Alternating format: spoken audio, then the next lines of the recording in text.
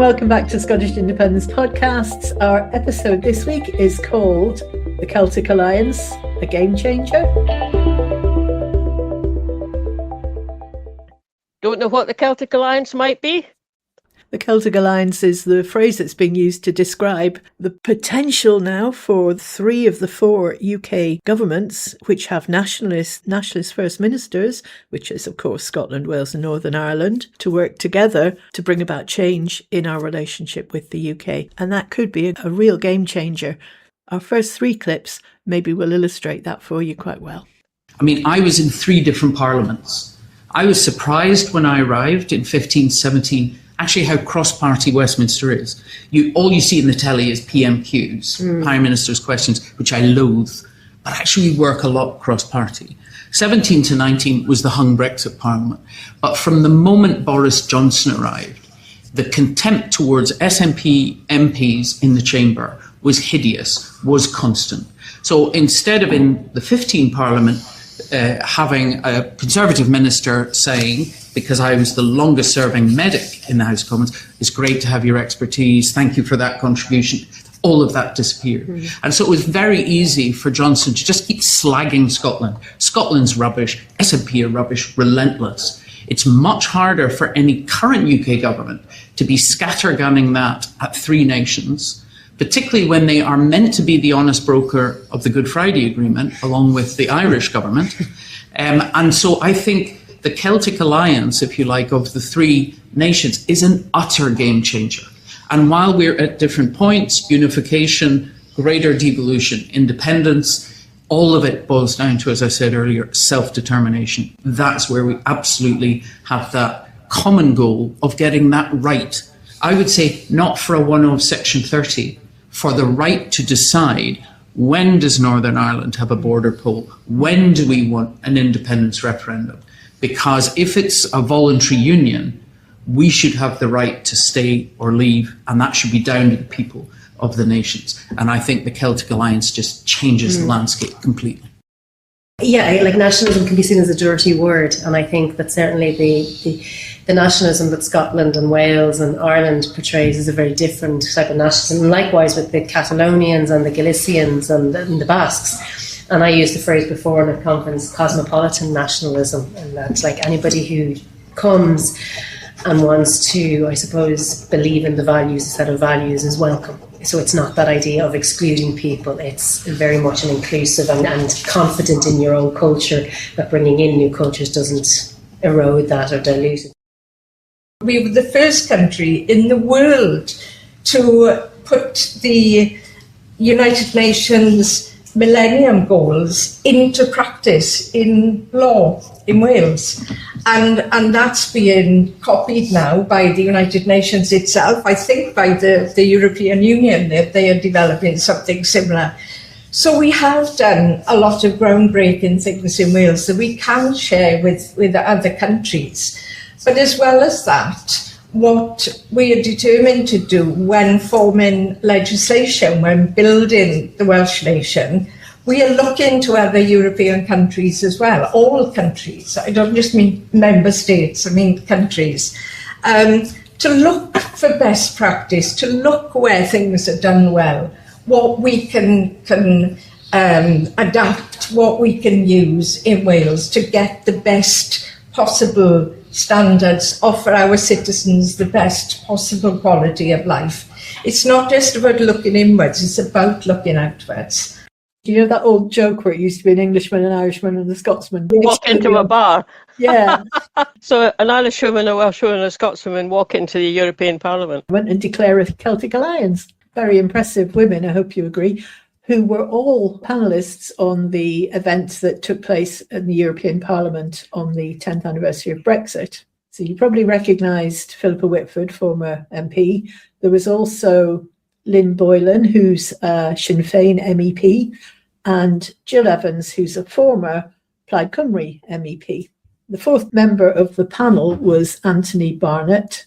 So one representative from each of the 4 nations of the UK. If you want to watch that full discussion, it was live streamed, and we'll put the link below. It was on the topic of whether Brexit, after 10 years, ought to be reversed. Yeah. Because it's there as a live stream, we don't have to redo that again. And this is more kind of 3 people from the Celtic Alliance, 3 women as it happens, and Anthony Barnett there, who I often didn't agree with what he was saying, or I found it a little bit hard to follow his arguments, but I've listened a few times now, and I tell you, I do appreciate hearing an English point of view, which is quite nuanced. He's trying to carefully think things through and carefully unpick the patterns of behaviour that we're all familiar with and try and come with a way through it. Now, I'm not sure he's done that quite, but he really is genuinely trying. I really appreciate that. The topics that we felt we wanted to pull out of it came into, there was sort of 4 different headings. The first one was about preparedness of 2 of the 3 Celtic nations, how they're preparing themselves to move forward. We're going to play a couple of examples of the kind of thing they're doing, and then after that, compare that to where we are in Scotland. Yeah, right.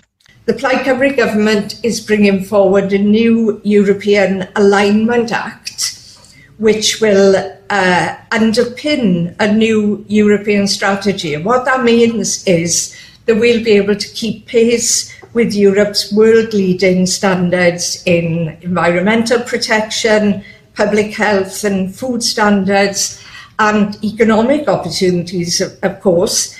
But it also offers within healthcare itself the free exchange of ideas and resources and expertise so that we can develop the best healthcare that Europe can offer.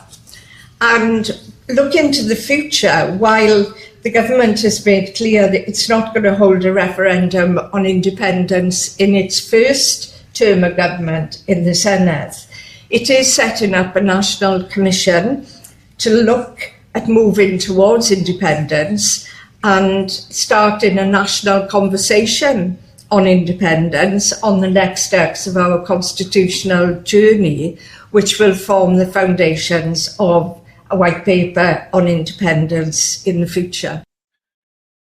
I'm the vice chair of the Commission on the United Ireland for the party of Sinn Féin. There's a number of different organisations, which kind of shows you where we're at. This conversation is very much a live conversation in Ireland, and interestingly, even last week, the Taoiseach, who's our Deputy Prime Minister and leader of the political group which would be in the European People's Party in the European Parliament, but also anyone who knows their Irish history, was on the other side of the treaty to Sinn Féin and supported this division of our country, is bringing forward their proposals for a united Ireland. So I think that's very, very telling they see it, maybe possibly because it is the popular thing among people, because people see united Ireland, and there is a cultural movement happening in Ireland with the language and music. So young people are certainly I suppose shaking off the shackles of colonialism and creating their own idea of Irish culture. And I think the Fine Gael can see that and are absolutely tapping into it with bringing forward their own proposals for a united Ireland.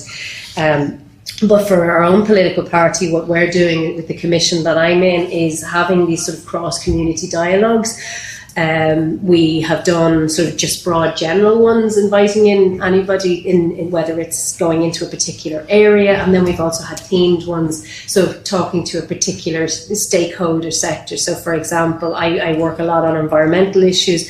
We've had a commission on what does a united Ireland mean for environment and biodiversity, because of course biodiversity doesn't recognise borders, and the North now doesn't come under the same protections. So that was just one example. We've done one around women, around what does a health service look like in a united Ireland. And we invite people in who are pro and anti-unity to give their voices, to share their concerns, to make written submissions. So that the conversation, I suppose, is the complete opposite to what Brexit was, which is that all of the work has to be put in before you put the question to anybody. I mean, and I don't need to tell anyone in this room that simplistic slogans and yes or no answers, and then you wake up the next morning, what does that mean? So I think we've certainly learned the lesson. I mean, and we did look to Scotland, even though didn't get the results that we wanted. We sort of said that's more the way that you run a referendum than Brexit, if you're looking at both of them, and how can we, I suppose, forge our own way. I really liked what she was describing there about taking it topic by topic. So what does an NHS look like in a united Ireland? It's get everybody around the table and work through it. And it's successfully, by the sound of it, bringing in some of the parties who wouldn't normally be part of that discussion are coming around the table. It just seems very constructive way of going forward. Yeah, indeed. I mean, when she said that about, you'd have people who were pro-United Ireland and against it, and of course you think, well, what would happen if you did that in Scotland? And, to some extent, I think I'm not sure that the union in Scotland, the ones who are against being independent, would come and sit round a table like that. But okay, you have to work towards that as well. You have to give people confidence that you really want to hear what they're saying, and there isn't an agenda in that. And then you go, and what have we done in Scotland? Exactly, that is the question. I mean, we've had our referendum 12 years on from that. We're gagging to ask the question again, but we're not putting any of the preparation in place. And that's two sister countries, if you like, with slightly different situations to us. The three of us are all slightly different in what we're trying to do, but they're doing it in a way that's pulling people into the discussion. And we just still seem to be going, we want this, no, we want this, no. It's like sort of ping pong, without actually getting anywhere. But then that's interesting, isn't it? Because the Scottish government's saying, well, we want another referendum. London says no. But the Scottish government isn't, so far. They're not saying to Scots, look, we've just had this election, we're the government again, but we want to hear from everybody in Scotland, so we're going to set up town hall meetings in wee places all over Scotland and get someone to do it. Maybe if it doesn't work to have an SNP-led thing, well, get someone else to do it, but back them. So the only people that we really kind of hear about talking about that is actually Believe in Scotland, isn't it? Yeah, and that takes it out of the Scottish government's remit, which is probably right. They're trying to run the country. This is a discussion for everybody in Scotland. And I do think that whether it's town hall meetings, citizens' assemblies, but doing it theme by theme, topic by topic. And if you invited people in saying, you might not agree the end result you want is independence, but you want a good functioning NHS, presumably. So how would you want that to be? What would you want to be in it? Because if we end up winning the referendum, you've still got a vested interest in these things working. Of course. So what would you like to see as part of it, even if you might not want it to go that route? Although Believe in Scotland, it is talking of that. And you nine, we've talked to Gordon McIntyre-Kemp. We know he's also talks to people in some of the ministers in the Scottish government. But I wonder if even Believe in Scotland isn't really the organisation to head it up, because it's obviously pro-independence. I mean, maybe it does have to be something a bit more of a civic nature, trade unions. I was going to say churches, although they're still important in communities. I mean, most people in Scotland are not members of a church, but, to bring in those kind of obviously politically neutral people, someone to head it up, we need to think carefully about who to do it. But all that does is make it really clear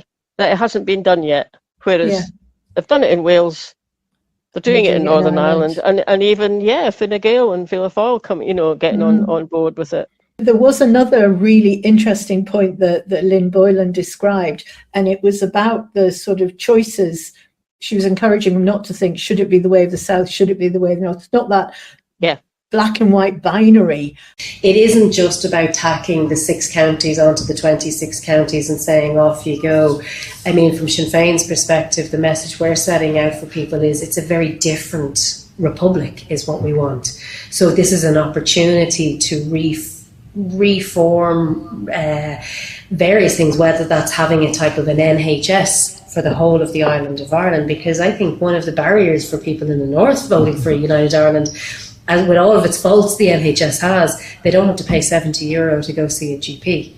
I mean, at the end of the day, people can have romantic and emotional attachment to United Ireland, but they also comes down to cold, hard facts as to how is this going to benefit me or not. So I think those questions, that's why we're trying to do all of that preparatory work, but also set out that message of hope that things can be better. Don't look at the Republic. Yes, it's a booming economy, but it's an economy that we have huge GDP, huge surpluses in money, but we don't have proper public services. We get very, very little for our taxes in the South. So do not, in the conversation, don't look at the South and go, that's what you're going to get. And equally, for those in the South, we're looking going, the North's a basket case, it's, they can't get on with each other. Well, no, I mean, it's the nature of the dysfunctional arrangements that's been put upon them by Westminster and Britain. So that's where we're at, and trying to set that vision out, that it's something new and it's something hopeful and something positive and very inclusive as well. So it's not just about the sort of a white version of, or petty nationalism. This is, as I said at the start, that cosmopolitan nationalism. If you want to live in the island of Ireland and contribute to the society and share a set of values, you're welcome. That's just so positive. So it? Positive. I know. It's great. That was really good. But that whole message of what do you want and how do we make it better? We sort of know that often the way to make it better is by being independent, and you can't actually get to that point if you don't have the powers to do it. But primary discussion being about, what do you want? What kind of Scotland do you want to live in? Do you want the NHS to be better, or how would you do that? And that's kind of would be the way to start off. I just listen to that, and I must say I get a bit pissed off. Let's be blunt about it. Pissed off that in 12 years, Scottish government has not instigated that. And I know, you know me, I'll sit and say, well, come on, they had a lot to deal with. There was Brexit and then it was COVID, but actually something could have been done, and it's lost time. And I think the point she's making there about, don't think it's got to be the way of the South and don't think it's got to be the way of the North, we've got to create something new. How you could adapt that to Scotland says, don't assume that it's going to be just like the devolved government we've got, because it might not be the same parties, it might not be the same individuals, it certainly won't be the same legal framework, it won't be the same financial situation, we won't be a devolved parliament. So it's not a question of that or Westminster, it's a question of something better. And which brings you back to your question, what is it that we want? So but you're right, where is this happening? Where is this happening? Exactly. So we haven't heard yet from point of view of an Englishman. So shall we go to one of Anthony's contributions? Because like I said before, I do appreciate the carefulness that he's trying to think these through. But you see what you think when you hear this. By contrasting the call for independence of Scotland, I'm saying this as an Englishman, in the original call in 2014 and what this means today.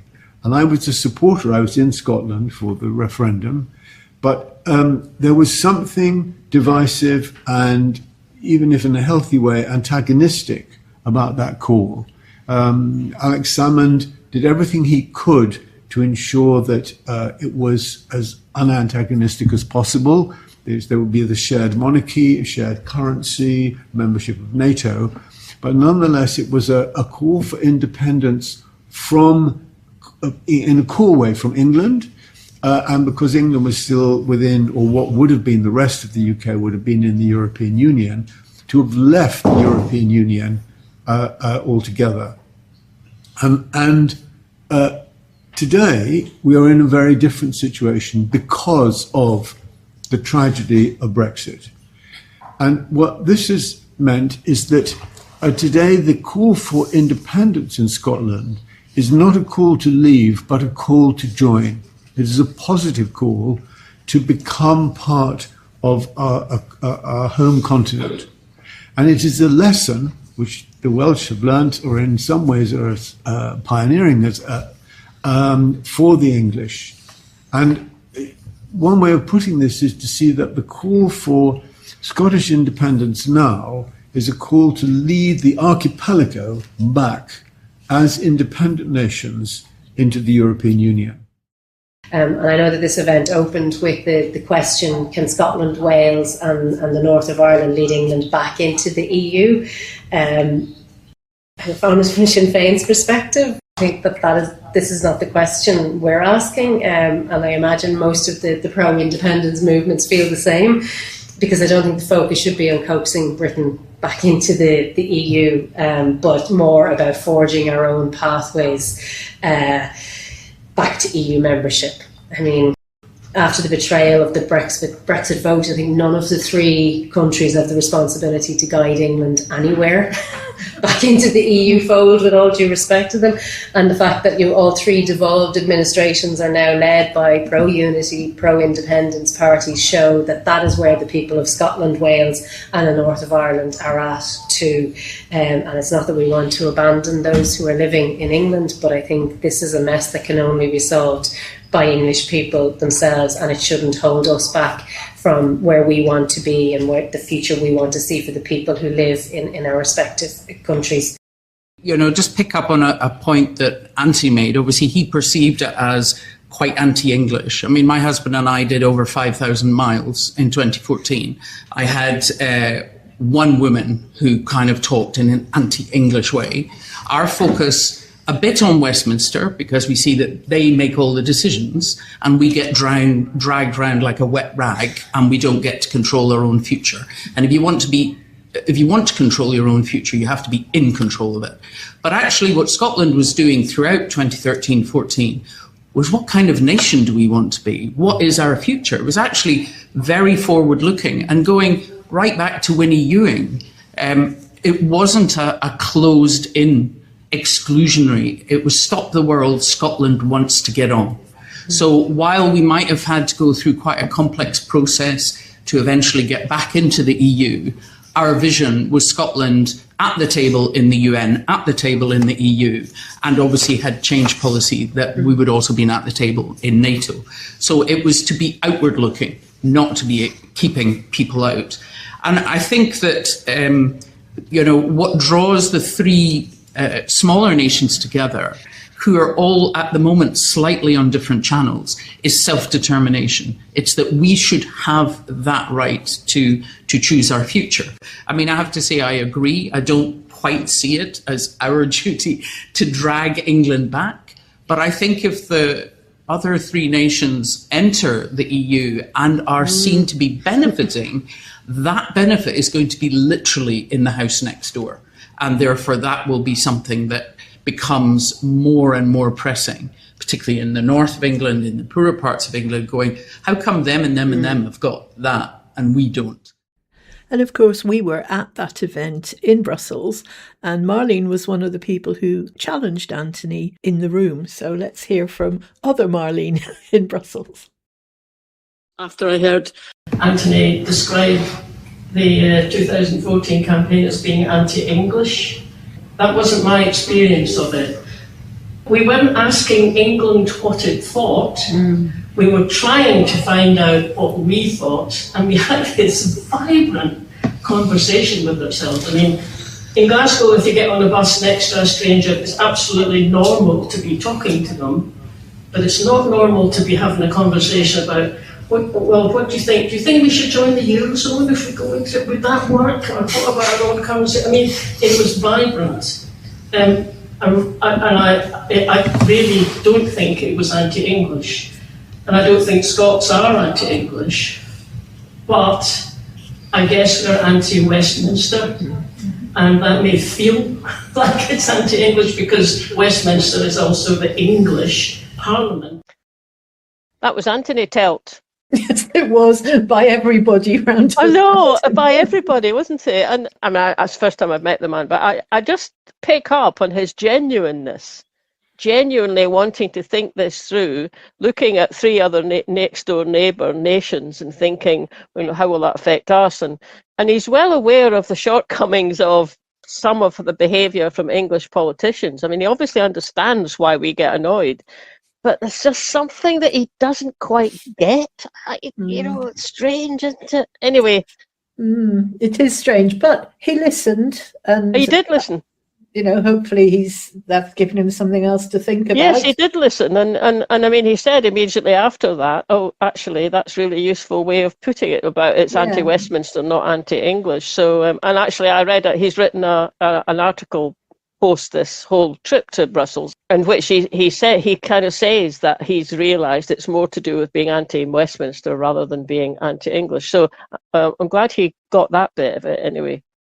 Yes, and it just shows that the English mindset is in yet a different place from where the rest of us are, and we're trying to go ahead to something better. We're not doing it to spite them, and that's where they kind of haven't quite grasped that they can do what they want. They can do what they want, as long as we can do what we want. We wish them well, but we would like to be able to do what we want. And that perhaps leads us in really well to the next group of clips. There was a question from the audience, Sam Page from the S3U, who asked whether it was likely that Andy Burnham would give a different response to the question, can we have an indie ref?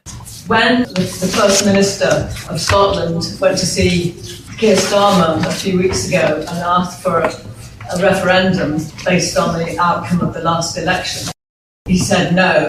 What would happen, Anthony, if you went back now and asked the same question? I think you would get the same answer, but I think it would be put in a more constructive way. But I don't think at this moment Burnham is going to support such a demand.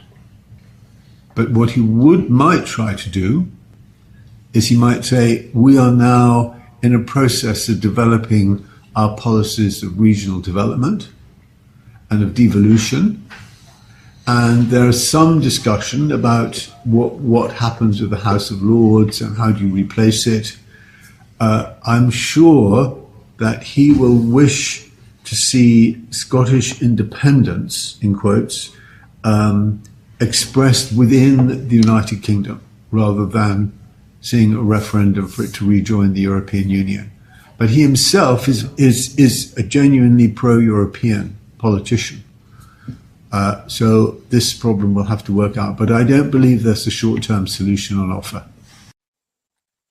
I mean, an independent Scotland within the UK is not an independent Scotland. I don't get where he's coming from. He refers to, he wouldn't want to see a referendum on rejoining the EU. The referendum is not going to be on rejoining the EU. The referendum is going to be us being independent quite soon after, but maybe not like within a year or two. But we will need to have a referendum about rejoining. But that's the second step. I mean, that's a very strange thing. That in his mind, it seems to be that the Scottish move at the moment, 14, 12 years on, is about rejoining the EU, as if it's not about being independent. But it's just a bit odd. It is, and it kind of links back to the previous answer he was given when he was talking about Scotland's job to lead the archipelago. Well, that might be a benefit of it, but that's not what we're doing it for. We want independence, and that's indeed. I know. And Philippa actually responds to him. I think even if the attitude changes, there was a vote in the Scottish Parliament where a majority voted for John Swinney to request that Section 30 order, and the answer came back in 15 minutes. No. That is such a no, fingers in our ears, we're not thinking about it.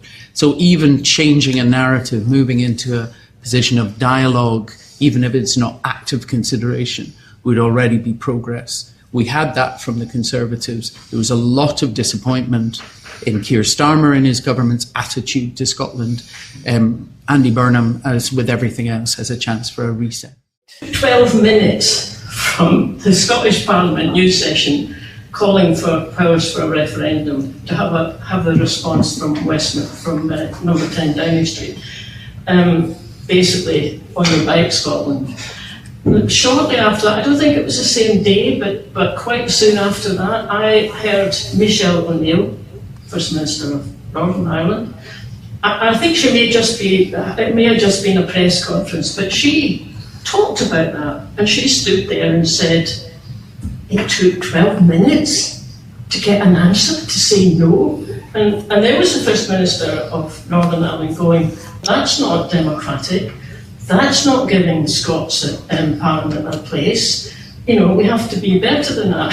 I heard her saying that. I tell you, I was nearly in tears, because that's not what our experience is. Our experience is often it's English MPs down in Westminster telling Scotland what we can and can't do. And to hear Michelle saying that was brilliant. The 12-minute response let me say this, that when Andy Burnham asked to stand in the Gordon Denton by-election, because he was a mayor, it had to go to a subcommittee of the Labour NEC, where he had to ask permission as to whether he could put his name forward. And that met on a Sunday morning. I was in Manchester trying to meet Burnham at that moment, so I'm very conscious of it. It met at 11 o'clock, and Starmer opened it by saying no. And that was that. It was just dismissed. So Starmer's rigidity, one of the reasons why he has failed as a Prime Minister, is his incapacity to understand the arguments that have taken place, to be political. And that failed. And I think that that attitude can no longer be sustained. And instinctively, I mean, I think he's unproven. So I'm not a Burnhamite, I'm not a member of the Labour Party, but that a man who is arguing for proportional representation is unlikely to take the same cultural attitude. And that attitude is one that is completely destructive of English as well as United Kingdom interests, and it is unsustainable. I think that what the 12 minutes or 15 minutes demonstrates is a complete lack of respect, that obviously you're talking about being almost inherent in how Starmer behaves. So, what you have is the whole of, the Scottish Parliament with a majority who voted for Section 30 being sent a message so quickly dismissed by one person in what is described as a voluntary union. And Philippa, right to make the point about the absolute lack of respect in an unnamed person knocking back a request from the Scottish Government in 12 minutes. But going back to what Anthony was saying there about Burnham and his support of PR, this was the subject of another question from the audience at the event. But to what extent is proportional representation for England almost as important as the discussion for self-determination for the nations of the UK? Because to me it seems to be a key for deblocking some of these discussions about crazy winner takes it all, centralised politics. I think PR is absolutely vital. I think it's not an accident, as they would say, that the fact that the Scottish Government and the Welsh Government and Northern Ireland are based on PR systems is one of the reasons why we're seeing the growth of civic nationalisms, which is inclusive in those countries, and the winner-takes-all politics of England-Britain is absolutely now at the heart of the polarised politics that we're seeing. If you just take the current English government, the Labour government headed by Starmer got only 33% of the vote. But because it's first past the post, this has driven the alienation of people from politics. If you add up all those who didn't vote, and it was one of the lowest turnouts in history, and you add to that all those who couldn't even be bothered or wouldn't register to vote, who were qualified to, then less than 20%, 80% of the population did not vote for a government which has effectively dictatorial power. And that is not a democracy. So when people talk about Starmer's landslide, the opposite is the case. The landslide was in fact against him. And so it's only something where is proportionality, and I would myself include compulsory voting, as in Australia, and in ensuring the full engagement of the population, that we will be able to unlock the present situation within all of the nations. At the moment, Burnham's position, which I oppose, is that the call for PR should go into the next manifesto of the Labour Party to be enacted by the next, quote, Labour government. But I fear that if they don't implement perfectly legitimate, a citizens' assembly to consider the best system, and then to implement PR immediately. It's not rocket science. Everybody else uses it. It's not some really complicated or difficult thing to do. Once Burnham becomes Prime Minister, if his position is to put off PR to the next manifesto, it will be locked. See, I think that's a fascinating contribution. That's really good. And I think Philippa goes on and kind of says a bit more, doesn't she? She kind of agrees with them, I think, doesn't she? So trying to give people the sense that their vote counts, and I also would support what Anthony was talking about, making voting compulsory. You know, you are part of this country. The most depressing thing as an MP was always hearing, I take nothing to do with politics on the doors. And my answer was always, takes a heck of a lot to do with you every single day of your life. So you should go out and vote.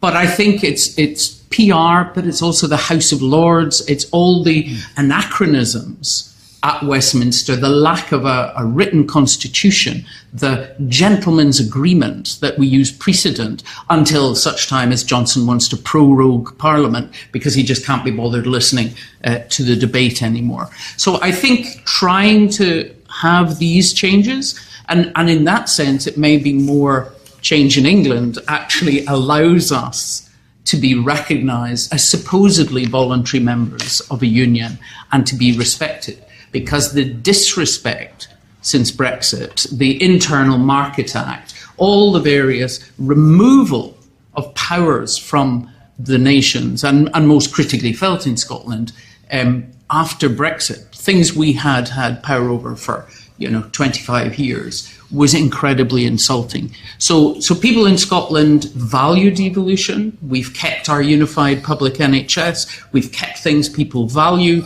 We have well-being policies from the baby box to free personal care, free tuition. So investing in our people, but we're not in charge of our own future. And what you see if you look back over this decade since Brexit is you're stuck in the back of a black cab being driven off a cliff by someone like Boris Johnson.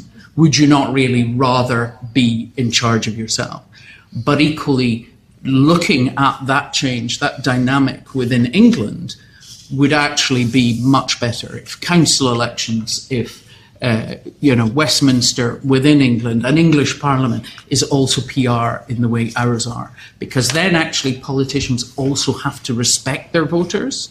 It's not just we have a bit of a trick, and as you say, with an incredibly low vote, we can sweep the board, which is what we've seen 2 years ago. You're right about PR and about how positive it's been and how it's contributed to many of the gains that we've had. For us, for Plaid Cymru, of course, we welcomed PR, but we wanted to see the system of STV, which is used in Ireland, a better system, a more representative system. But of course, we fought the elections on the system that we had. But what we also did was give the vote to 16 and 17-year-olds, which you had done already in Scotland. We've had for 12 years. And that was a real game changer, I believe, because we were talking about really important issues that affected the future of young people. And the best people to be involved in that debate are the young people themselves. And so that was something really, really important. And it's almost hard to believe that 10 years on since the referendum, we're actually having a discussion again about the European Union, but in quite different terms that we did 10 years ago. It's a different kind of debate, which is, I think, based on respect, based on solidarity, and more than anything, based on hope. And it's a real, real challenge to make politics exciting these days, especially for young people. But I find that it's very exciting what has been happening in Wales and what's in front of us now in Wales, because we are not just looking at building our own nation, but we are looking outwards. We are looking at exploring our relationship with the rest of the world as a nation in its own right. But we are also looking at rebuilding and restoring our relationship with the European Union, with a view to Wales becoming part of the European Union again, which is where I believe we belong. So there's a couple of things that struck me in that was, well, first of all, Philippa saying, proportional representation means that politicians have to respect their voters because, it's not just like, you get 30% and you've got pretty well, as she said, a dictatorial system. They can do what they want. Yes. I mean, there's not much to hold them back except themselves, but different if it's a PR system. So that struck me. Then when Anthony said, talking about Burnham, if Burnham becomes PM and he's still holding to do it after the next election, that will be locked in. So we know now that that is still his position, and he's going to be PM on a day before this podcast goes out. He'll be PM. So it's locked in, and that's something to really, really seriously think about. And I saw some polling data that came through just yesterday, UK polling, and Labour would be back to being the highest, have the highest number of seats, but way, way short of being an overall majority. They couldn't get an overall majority unless they're in alliance with Lib Dems and the Greens and SNP. So maybe at that point, if nothing has shifted before then, maybe at that point that is, you want our support, you know what you have to do with it, Mr. Burnham. We're only coming into this if there's a referendum. And we've already heard that, Ireland is thinking if there's going to be a border poll, maybe 2030, okay, they're having a border poll. Let's us have a referendum.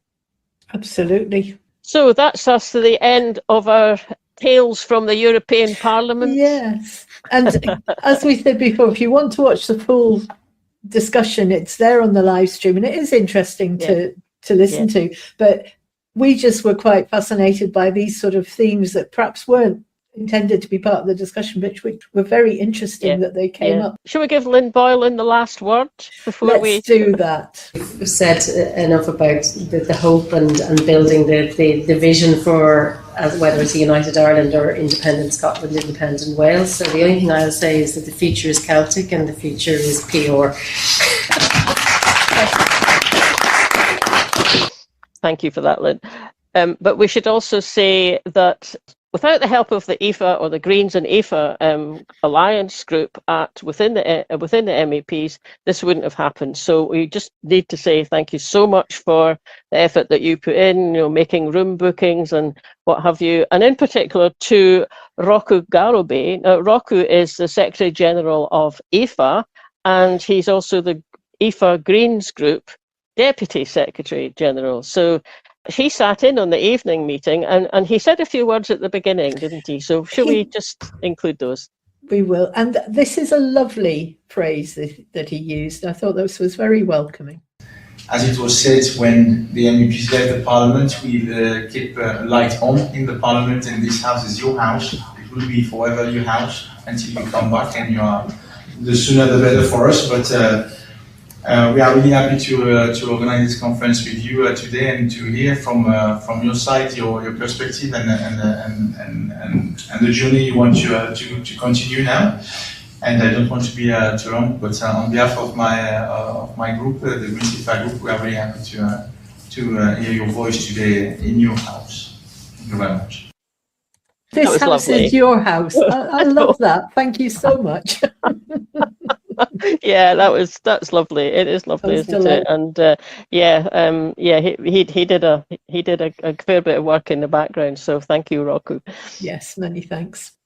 That's the end of our European adventures coverage. Three episodes. They're all on our YouTube channel, and all our various podcast things. We will probably have a few shorts from the various things going roundabout, but next week we will be back with the thorny question of power and energy, and we've got a conversation with a new campaign. So we'll be back on familiar territory next week. But we thoroughly enjoyed our adventures in Brussels, and thanks again to everybody who made that possible. Thank you. Yeah. Thanks for listening, everybody. Hope you enjoyed that. Don't forget to subscribe to us wherever you get your podcasts. And if you're listening on YouTube, you can click the little bell and you get a reminder whenever we put out a new episode, which is every Friday. And sign up for our mailing list. You can do that from the website. And we always send one out at the beginning of each month to tell you what's happening. Last but not least, you can buy us a coffee on coffee.com. And we'll catch you later. Bye now.